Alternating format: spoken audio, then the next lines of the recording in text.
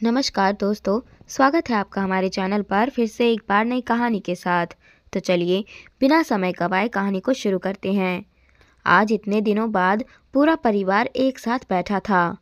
ननद मेघा शादी के बाद पूरे 4 महीने बाद मायके आई थी, इसीलिए पूरा परिवार एक साथ बैठकर बरामदे में बतिया रहा था।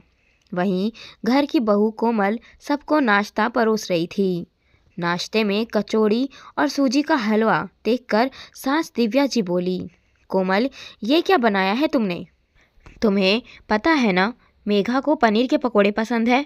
वो पूरे 4 महीने बाद ससुराल से मायके आई है, तो कम से कम नाश्ता तो उसकी पसंद का बना देती। उनकी बात सुनकर कोमल ने कहा, मम्मी जी, मैं गई थी दुकान पर दुकान बंद थी, तो पनीर नहीं मिला। अरे, तो कॉलोनी की दुकान बंद थी तो आगे की कॉलोनी में जाकर ले आती। जानती हूँ, सब बहाने हैं। मेरी बेटी को बनाकर खिलाने में जोर आता है।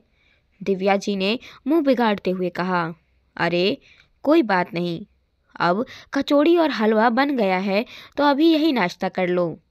अभी तो हमारी मेघा 10 दिन यहीं पर है, फिर कभी बना के खिला देना। ससुर पवन जी ने बात को वहीं रोकते हुए कहा, पर पापा, जब खाने की इच्छा होती है तभी तो खाया जाता है। इच्छा अभी हो रही है, पर बाद में खिलाओगे, भला ये भी कोई बात हुई? भाभी को नहीं बनाना था तो बता देती, मैं तो खुद ही रसोई में जाकर बना लेती। क्यों, मुझे नहीं पता रसोई कहाँ है और कौन सा सामान कहाँ रखा हुआ है? अब की बार मेघा ने कहा। मेघा, क्यों बात का पतंगर बना रही हो? जो है वो खा लो, ससुर जी ने दोबारा कहा। यह सुनकर दिव्या जी मुंह बिगाड़ते हुए बोली, हाँ, बहू के पीछे बेटी को सुना दो। इतने दिनों बाद ससुराल से आई है, यूं नहीं 2 बोल प्यार के बोल दो। बहू की गलती के कारण उसे सुनाया जा रहा है। अंतिम वाक्य पर दिव्या जी ने जोर देकर कहा, जो कि कमरे में से आते हुए उनके बेटे मयंक ने भी सुन लिया। आखिर उसी को सुनाने के लिए तो ये बात कही गई थी। मयंक का गुस्सा तेज है, ये बात दिव्या जी अच्छे से जानती है, पर फिर भी जानबूझकर अपने बेटे बहू में झगड़ा करवाने में कोई कमी नहीं छोड़ती। और मयंक, वो तो इतना महान है कि ज़रा ज़रा सी बात का बतंगड़ बना देता। मयंक कमरे में आते हुए बोला, क्या बात है कोमल, तुमने मेघा के लिए पनीर क्यों नहीं बनाया? मुझसे कहती तो मैं ऑनलाइन ऑर्डर कर देता। मना क्यों किया तुमने? कोमल डरते हुए बोली, मैंने मना नहीं किया है मयंक जी। मैं गई थी कमरे में आपको बोलने के लिए, लेकिन उस समय आप मोबाइल पर किसी से बातें कर रहे थे और आपने ही इशारे से मना किया था मुझे कि मैं चुप रहूं। इसीलिए मेरे मोबाइल में भी बैलेंस नहीं है, इसीलिए लेने गई थी। अरे, हमसे बोल देती तो हम क्या मना कर देते? दिव्या जी ने जानबूझकर बात बढ़ाते हुए बोली, चलो बाद में डिस्कस कर लेना, अभी फ़िलहाल तो कचौड़ी खाओ, ठंडी हो रही है। पवन जी ने बात को पलटने की कोशिश करते हुए कहा, क्यों कचौड़ी खा ले पापा? जब मेघा की इच्छा है कि पनीर बनेगा तो पनीर ही बनेगा। इसे क्या पनीर बनाने में ज़ोर आ रहा है जो बहाने ढूंढ रही है? मयंक बीच में ही बोला, चुप कर मयंक, इतना गुस्सा भी ठीक नहीं होता है। और आज मेघा को पनीर खाना है तो एक पनीर के लिए अपनी पत्नी को कितना सुनाने को तैयार हो गया। शादी से पहले मेघा तुझसे कई चीज़ों की डिमांड करती थी, तब तो कभी लाकर तूने उसे दिया नहीं, फिर आज क्यों? अभी मेघा 10 दिन यहाँ पर ही है, फिर बन जाएगा। फिलहाल चुपचाप नाश्ता करो। आखिर पवन जी ने अपनी आवाज़ को थोड़ा ऊंचा करते हुए कहा, तो मयंक चुप हो गया। मयंक कितने ही गुस्से में क्यों ना हो, अपने पापा से ज़्यादा नहीं बोल पाता था, पर उसने गुस्से से कोमल को घूर कर देखा। कोमल का दिल धक से वहीं रह गया। अब मयंक क्या करेगा, ये सोचकर ही उसकी रूह कांपने लगी थी। खैर, सब लोगों ने नाश्ता किया। उसके बाद तो सब अपने अपने काम में लग गए। मेघा अपने दोस्तों के साथ मूवी देखने निकल गई वहीं दिव्या जी अपनी सहेलियों के साथ पंचायती करने पड़ोस वाले शर्मा जी के घर पर थी। पवन जी अपनी दुकान पर रवाना हो गए, पर संडे होने के कारण मयंक तो घर पर ही था। उसके तो ऑफिस की छुट्टी थी। इधर कोमल रसोई में काम कर रही थी कि मयंक ने उसे आवाज़ दी, कोमल कमरे में आओ, मुझे तुमसे कुछ ज़रूरी बात करनी है। हे भगवान, क्या बात करनी है, सोचते सोचते कोमल कमरे की तरफ गई। उसके पैर नहीं उठ रहे थे, पर अगर वो थोड़ा भी लेट करती तो मयंक रसोई में आकर ही शुरू हो जाता। इसीलिए जैसे तैसे हिम्मत कर वो कमरे में गई। देखा तो मयंक गुस्से में था। जी मयंक जी, आपने बुलाया? मयंक की बच्ची मेरे पापा से सबके सामने मुझे डांट पड़वा कर बड़ी खुश हो रही है। यही इज्जत है तेरी नज़रों में मेरी बेइज्जती कराकर तुझे बड़ा मज़ा आता है। नहीं नहीं पवन जी, मैंने तो कुछ नहीं कहा था पापा जी को। वो इसके आगे तो उसके मुंह से एक शब्द भी नहीं निकला। मयंक ने उससे पहले ही इतनी ज़ोरदार झन्नाटेदार थप्पड़ उसके गाल पर खींचकर दे मारा। इतनी तेज़ी से वो थप्पड़ उसके गाल पर पड़ा था कि एक पल के लिए सारी दुनिया ही घूम गई। चक्कर खाकर वो वहीं गिर गई। गिरने के कारण उसके सिर पर चोट भी लग गई और सूजन भी आ गई। आइंदा इज्जत से रहना, मेरे सामने ऊंची आवाज़ में भी मत बोलना, और ना ही मेरे माता पिता के सामने कुछ बोलोगी। बड़ी आई मुझे 2 बातें सुनवाने वाली। मयंक उसे निरंतर सुनाए जा रहा था, जबकि कोमल को इस बात का होश भी नहीं था कि मयंक क्या क्या बोल गया। जब तक वो होश में आती और अपने आप को समेट पाती, तब तक तो वो कमरे से बाहर निकल गया। उसने सोचा कि माँ को फ़ोन लगा दूँ, पर ये सोचकर चुप रह गई कि माँ तो क्या ही कर लेगी। वो तो खुद ही मामा मामी के भरोसे है, पापा है नहीं। जब वो बहुत छोटी थी तभी उनका देहांत हो गया था। ससुराल वालों ने माँ को रखा नहीं, तो नाना जी उन्हें अपने साथ ले आए, और नाना जी के मरने के बाद मामा मामी ने ही सारी जिम्मेदारी निभाई। अपने ही दम पर उन्होंने कोमल की शादी करवाई थी। हालांकि सब कुछ देखभाल कर ही शादी की थी, पर अब किस्मत में ही कमी लिखी हो तो क्या कर सकते हैं। अब वापस जाकर मैं मामा मामी को परेशान करना सही बात भी नहीं है। हालांकि मामा मामी ने अपनी तरफ से भी कोई कमी नहीं छोड़ी, अपनी बेटी की तरह ही और उसे रखा। पर अब तो शादी हो चुकी है, क्या अब भी वो उसी हक से वहाँ जा सकती है? यही सोचकर चुप रह गई और रोने लगी। रोते रोते उसकी आंखें सूज गई। अब जब ससुराल वाली अच्छे से जानते हो कि बहू के मायके की तरफ से कोई बोलने वाला नहीं है, तो वो भी बेलगाम हो जाते हैं। बहुत कम किस्मत वाली होती है जिन्हें ससुराल अच्छा मिलता है। इसीलिए अपनी किस्मत पर रोती हुई कोमल कुछ न कर सकी।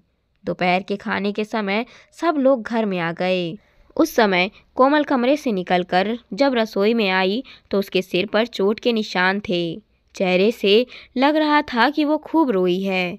ये देखकर मेघा ने दिव्या जी की तरफ इशारा किया, पर दिव्या जी ने भी उसे चुप रहने का ही इशारा किया।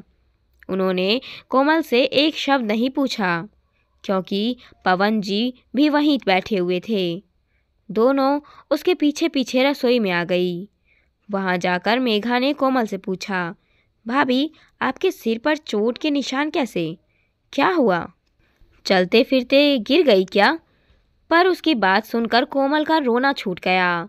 अपनी सिसकियों के साथ वो बोली, वो तुम्हारे भैया ने मुझे।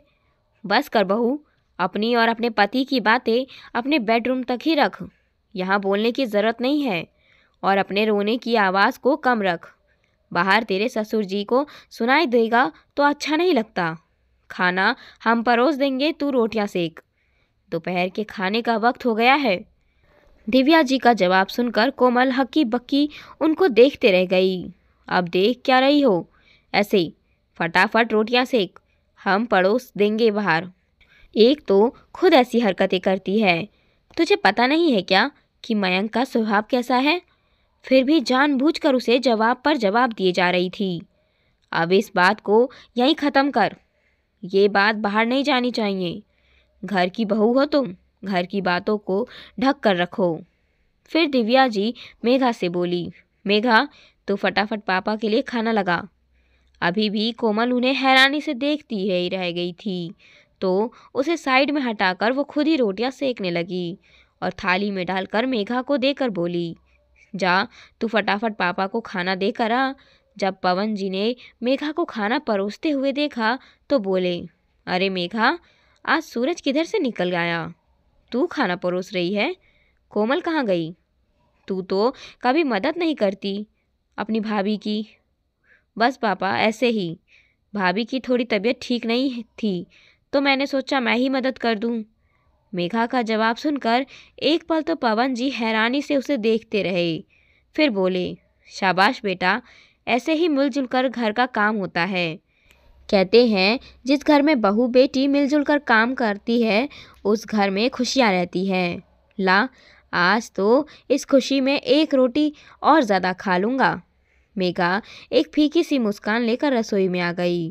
तब दिव्या जी कोमल से बोली, अब खड़ी खड़ी देखती ही रहेगी या रोटियां भी बनाएगी? चल फटाफट खाना बना, बहुत ज़ोर से भूख लग रही है। मेघा, मैं तेरे पापा के साथ बैठकर खाना खा रही हूँ, तू खाना परोस, नहीं तो तेरे पापा खुशी खुशी में रसोई में आ जाएंगे और फिर इसके रोने चेहरे देखकर बेवजह दो बातें हमें और सुनाएंगे। कहकर दिव्या जी बाहर आ गई और मेघा खाना परोसने लगी। जब पवन जी ने खाना खा लिया तब तक मयंक भी घर आ गया। दिव्या जी ने मेघा को मयंक के साथ ही बिठा दिया और खुद खाना परोसने लगी, पर एक बार भी कोमल को पवन जी के सामने नहीं आने दिया।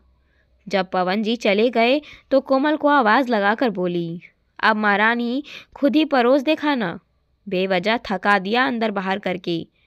और फिर मयंक से बोली, इस तरह से मारता है क्या कोई? देख चेहरे पर निशान पड़ गया, किस तरह तेरे पापा से छुपा के रखा है हम जानते हैं। अभी इसका उनसे सामना आना होता और उनका चिल्लाना होता मुझ पर। थोड़ी अकल तू भी रखा कर, अपने गुस्से को थोड़ा ठंडा कर। आप गुस्सा ठंडा करने की बात कर रहे हो? मेरा मन तो कर रहा था कि अच्छा खासा पीट दूँ उसे, पर फिर चुप रह गया, यही बड़ी बात है। अब आप मुझे मत समझाओ। आखिर मयंक के सामने दिव्या जी भी चुप हो गई। सब लोग खाना खाकर अपने अपने कमरे में चले गए, जबकि कोमल वहीं बाहर एक तरफ बैठ गई। तभी घर की डोर बेल बजी। कोमल दरवाज़ा खोलने के लिए दरवाजे की तरफ जाने लगी कि तब तक दिव्या जी बाहर निकल कर आ गई। ये क्या पागलपन कर रही है तू? पहले अपने चेहरे को तो सही कर ले, दुनिया को दिखाएगी क्या? जा अपने कमरे में। दिव्या जी की लताड़ सुनकर कोमल अपने कमरे में आ गई। दिव्या जी ने दरवाज़ा खोला तो सामने कोमल के मामा मामी खड़े थे।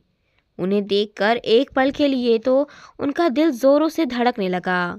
भला कोमल को इनसे कैसे छिपाएं? अरे आप लोग आज अचानक? इतने में मयंक भी निकलकर बाहर आ गया। मम्मी कौन है? अचानक कोमल के मामा मामी को सामने देखकर वो भी ठिठक कर खड़ा रह गया। अरे समधन जी, अंदर भी बुलाएंगे या बाहर से ही विदा करेंगे? अचानक मामा जी मजाक करते हुए बोले। उनकी बात सुनकर दिव्या जी झेप गई और उन्हें घर में ले आई। तभी मयंक उन्हें नमस्ते कर कमरे में जाने लगा।